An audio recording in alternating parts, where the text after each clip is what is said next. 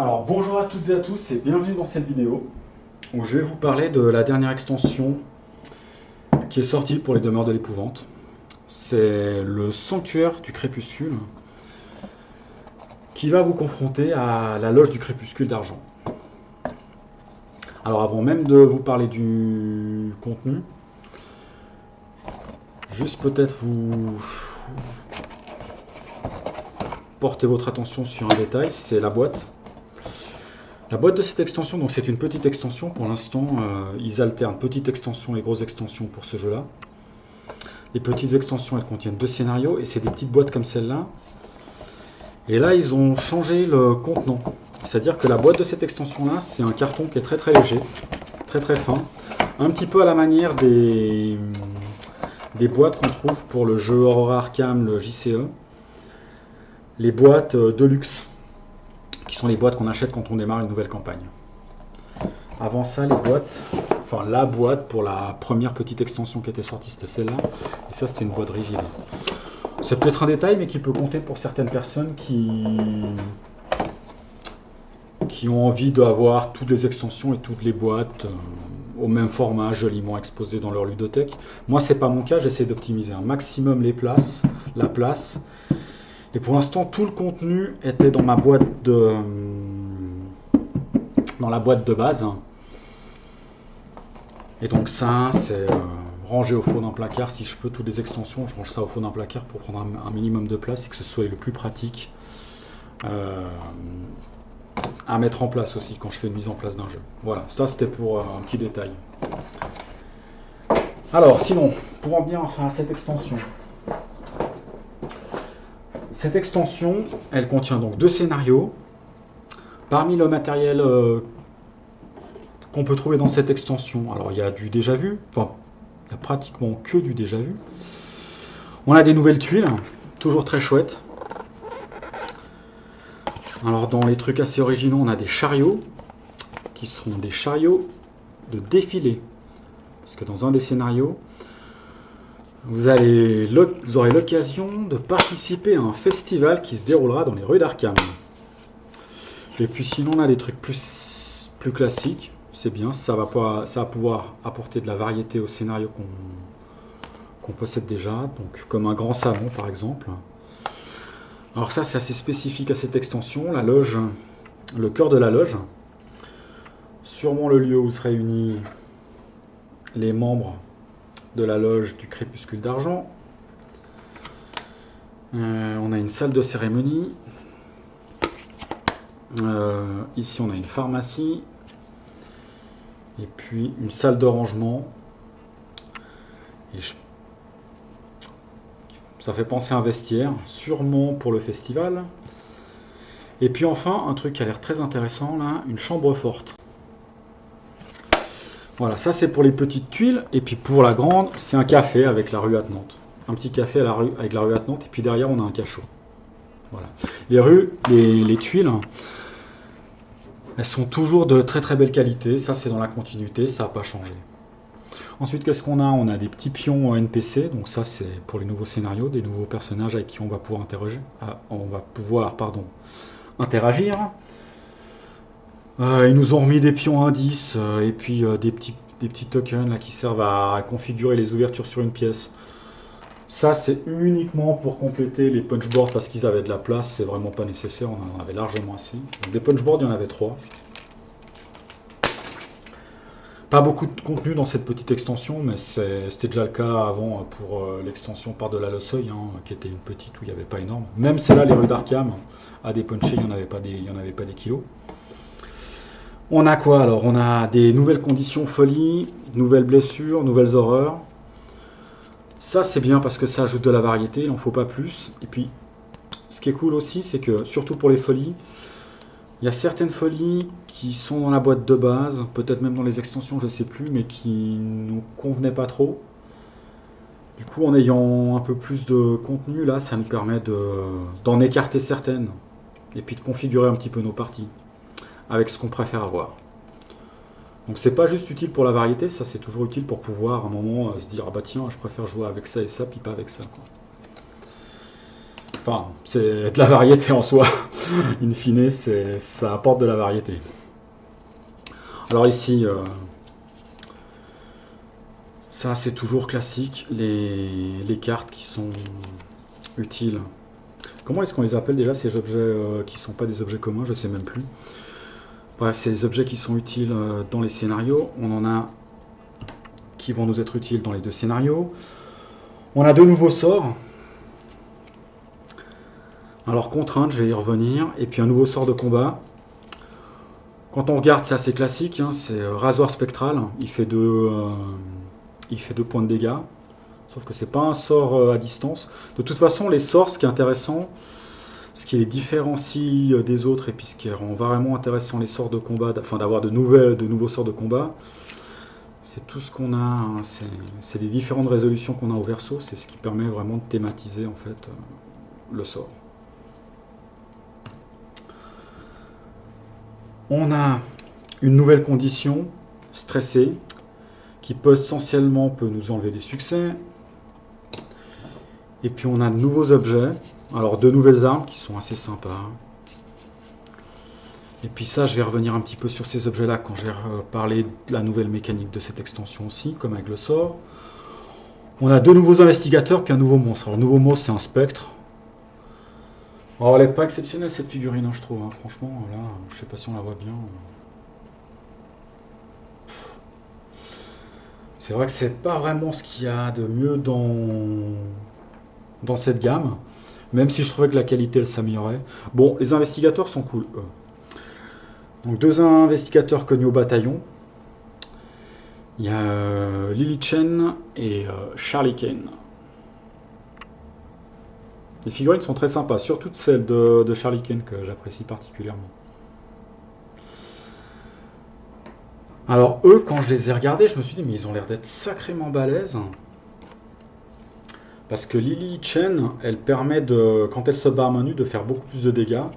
Comme elle a de très bonnes stats, et puis qu'en plus elle a une très bonne répartition de sa santé mentale et de ses points de vie, je me suis dit que c'était vraiment un personnage très très fort en combat pour le coup. Là. Très versatile et très fort en combat.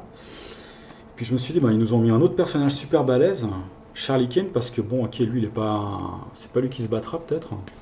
Il a pas beaucoup de points de vie. Pour le reste, il est pas mauvais, mais sa compétence, elle me paraissait vachement forte. Et puis j'ai bien fait attention au wording, donc là, il faut bien faire attention.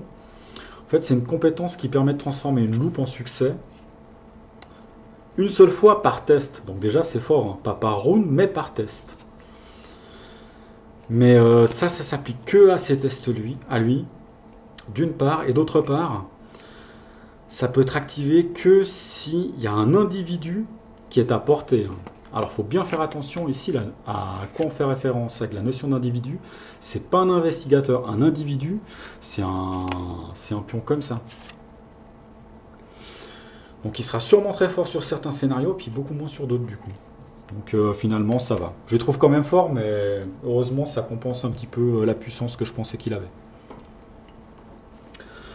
Voilà, il y a une seule nouvelle mécanique dans ce scénario, c'est la capacité d'entraver des monstres. Alors, on entrave des monstres en posant un token comme celui-là sur une case. On peut faire ça soit en lançant le sort que je vous ai montré avant contrainte, soit à l'aide de deux objets qui sont ces deux objets-là. Alors il y en a un, c'est un mannequin, je crois. C'est voilà, un mannequin convaincant. C'est assez rigolo ça. Et l'autre, ils ont appelé ça tout simplement poudre de contrainte. Voilà. Alors une contrainte, qu'est-ce que ça permet? En gros, quand il y a un monstre ou un groupe de monstres, parce que ça s'applique en fait aux différents groupes de monstres, quand il y a un pion contrainte sur une case où il y a un ou plusieurs monstres, vous allez pouvoir effectuer des actions sans avoir besoin d'effectuer de tests d'évasion. Et puis quand il y a un monstre qui va s'activer, s'il y a une contrainte, vous allez, au lieu d'activer le monstre, enlever le jeton contrainte.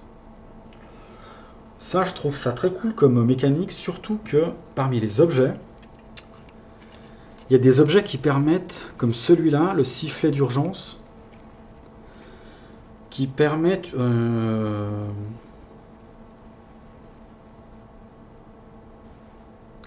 Voilà, qui permettent en gros de relancer des dés quand on fait des tests d'évasion. Bref, ça nous donne un bonus quand on fait des tests d'évasion.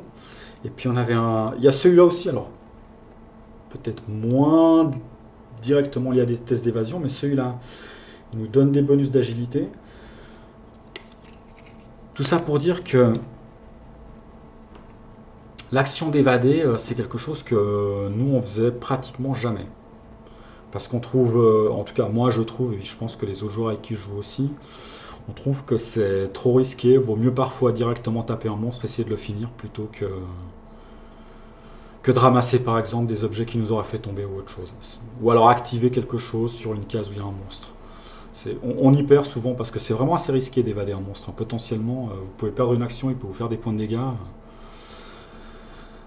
C'est un petit peu dommage. Donc du coup, là, avec les contraintes, plus les quelques objets qui nous donnent des bonus, on va sûrement reconsidérer ça. Puis ça va permettre de varier un petit peu les stratégies en jeu. Donc ça, c'est plutôt cool. Maintenant, des contraintes, ils nous ont filé à nouveau des kilos, des jetons comme ça. Je pense qu'on a...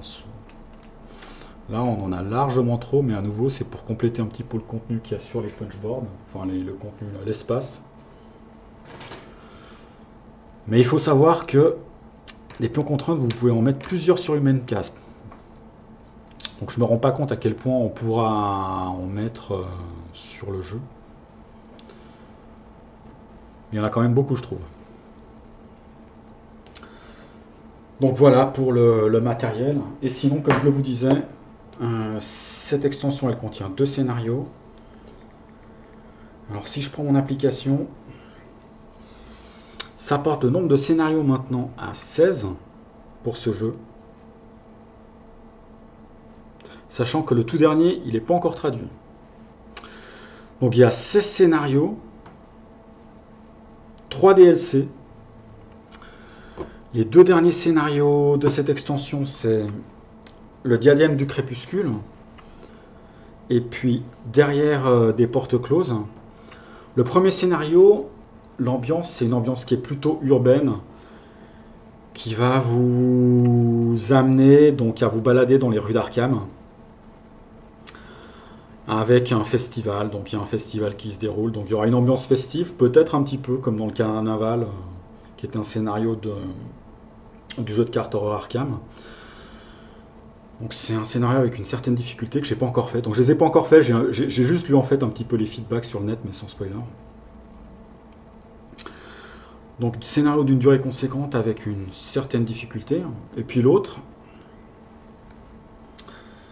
derrière les portes closes, avec une difficulté, une durée déjà plus moyenne.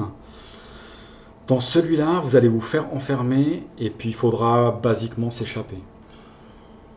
D'après ce que j'ai lu au niveau des feedbacks sur ces 2 scénarios-là, c'est que le deuxième, il est extrêmement classique. D'ailleurs, le principe d'enfermement et de se barrer, c'est quelque chose qu'on avait déjà c'est quelque chose que j'ai déjà vu moi dans des scénarios précédents. Je ne me rappelle plus exactement les noms, mais c'est déjà arrivé qu'on se fasse enfermer puis qu'il faille s'évader. Donc celui-là, ce qui paraît, il est extrêmement classique. Il apporte vraiment rien de nouveau. Il n'est pas mauvais, hein, mais voilà, sans surprise, assez classique, peut-être un peu trop classique. Celui-là, par contre, il est vraiment très très intéressant. Je crois notamment avec pas mal d'interactions avec des NPC et puis potentiellement des choix de dialogue qui peuvent amener à avoir des petites conclusions différentes selon les choix de dialogue qu'on a fait. Donc ça, c'est plutôt pas mal. Et puis c'est une ambiance qu'on a... Alors l'ambiance urbaine, on l'a déjà eu dans d'autres scénarios sur ce jeu-là, mais avec un festival, c'est nouveau. Donc ça, je trouve ça plutôt cool. Donc voilà, au niveau des scénarios, moi j'ai l'impression que les feedbacks que les différents feedbacks que j'ai lus, ils étaient plutôt mitigés. Mais de toute façon, les scénarios, il n'y en a pas des kilos et des kilos pour ce jeu-là. Donc cette extension-là, c'est pas vraiment le contenu, les nouvelles mécaniques qui vont vous faire acheter cette extension-là. Si vous achetez le jeu, vous allez l'acheter de toute façon. À moins qu'à un moment vous vous lassiez de ce jeu-là, puis vous arrêtez d'y jouer, mais si vous continuez à y jouer, de toute façon, l'extension, vous allez vous l'acheter. Parce que vous en avez besoin. Il n'y a pas assez encore. Enfin, maintenant, il y a déjà pas mal de scénarios, il y en a 16, donc ça commence à devenir un nombre conséquent. Mais vous pouvez pas vraiment vous passer d'acheter une extension comme celle-là pour l'instant. Si vous voulez avoir du contenu, il faut l'acheter. Donc voilà, 2 scénarios. C'est la principale raison pour laquelle vous allez acheter cette extension-là. C'est les 2 nouveaux scénarios, c'est sûr. C'est toujours bienvenu. Donc moi je suis très content. J'ai pas encore eu l'occasion d'y jouer. On a un petit peu de retard sur ce jeu-là. Et puis en parlant de scénario, je peux juste peut-être faire rajouter une petite chose. C'est que le dernier DLC, oula pardon, je vais le faire comme ça. Le dernier DLC qui est sorti, celui-là il m'a l'air vraiment excellent. Difficulté moyenne, pas très long, super. Et celui-là, de ce que j'ai vu, j'attends vraiment qu'il soit traduit parce que je suis assez impatient d'y jouer. Le concept sur celui-là, c'est que vous allez voyager dans le temps. Il va y avoir les investigateurs qui se séparent en 2 groupes, et puis il va y avoir parallèlement 2 maps qui vont se déployer. Et puis une map, ce sera par exemple le lieu que vous êtes en train d'investiguer à une certaine époque, et l'autre map à une autre époque. Donc vous allez par exemple voir un salon tout pourri parce qu'il a décrépit à une certaine époque, et puis plusieurs années avant, vous allez voir le salon avec des meubles, avec plein de trucs beaux, tel qu'il était dans le passé, ou dans le présent, je ne sais plus quelle est l'époque qui est dans le passé ou dans le futur. Et moi je pense qu'il y aura, en tout cas j'espère qu'ils vont exploiter le fait de pouvoir influencer, je pense que ça va être le cas, le fait de pouvoir influencer chacun des groupes, c'est-à-dire faire des actions dans le passé influence le futur. Et puis peut-être que dans le futur on trouve des indices qui peuvent aider les gens dans le passé, etc. etc. Donc ça c'est très très bonne idée, un scénario original, qui est le 3e DLC, qui n'est pas encore traduit, mais vivement, voilà.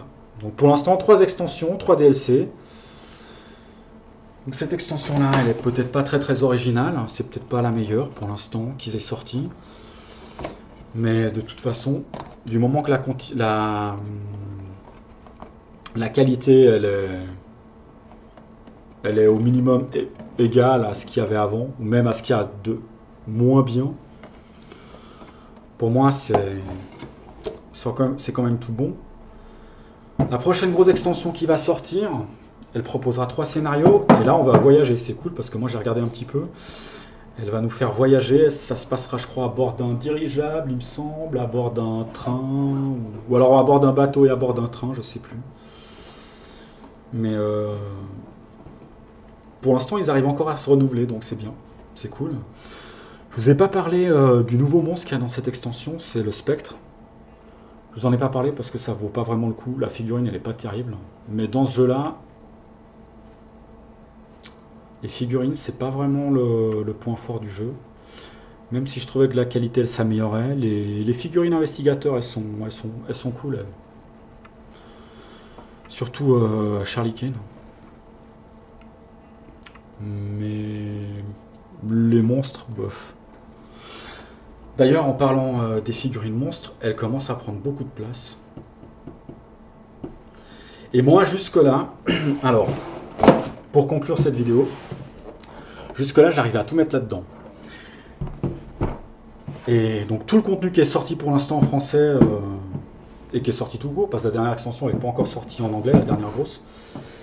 Tout le contenu qui est sorti pour l'instant pour la V2, j'arrive à mettre tout ça dans la boîte de base. Ça, je vais également pouvoir y mettre dans la boîte de base, mais c'est la limite. Ça veut dire qu'avec la prochaine grosse extension qui sort, celle où on se balade, je pense que dans cette boîte-là, je vais mettre tout le contenu, sauf les figurines. Et puis les figurines, je pense que je mettrai ça là-dedans. Donc c'est bien, on a une boîte rigide. Moi, ça me suffit. Ils peuvent continuer à faire des boîtes qui sont comme ça. Moi, ça me dérange pas. De toute façon, moi, je suis pour une politique où moins il y a d'emballage, mieux c'est. Donc, avoir juste ce qu'il faut pour pouvoir ranger, c'est bien. Puis après, moi, ça me dérange pas. Voilà, donc ça, c'était juste pour parler du rangement. Il faudra que je split après. Puis là, j'aurai de quoi voir venir. Parce que ici, j'aurai encore de la place pour mettre des tuiles, des cartes, etc. Et puis, je pense qu'ici, j'ai largement de quoi mettre toutes les figurines pour l'instant. Au pire, les investigateurs, je les mettrai là-dedans si jamais j'ai pas assez de place ici. Donc, c'est pas trop un problème. Voilà, c'était une petite revue sur la dernière extension pour les demeures de l'épouvante. Et moi, même si j'avais fait les scénarios, je vous en dirai pas plus pour pas vous gâcher, bien sûr. Et puis, ben, moi, je vous souhaite tout de bon et peut-être à bientôt dans la prochaine vidéo. Allez, ciao ciao!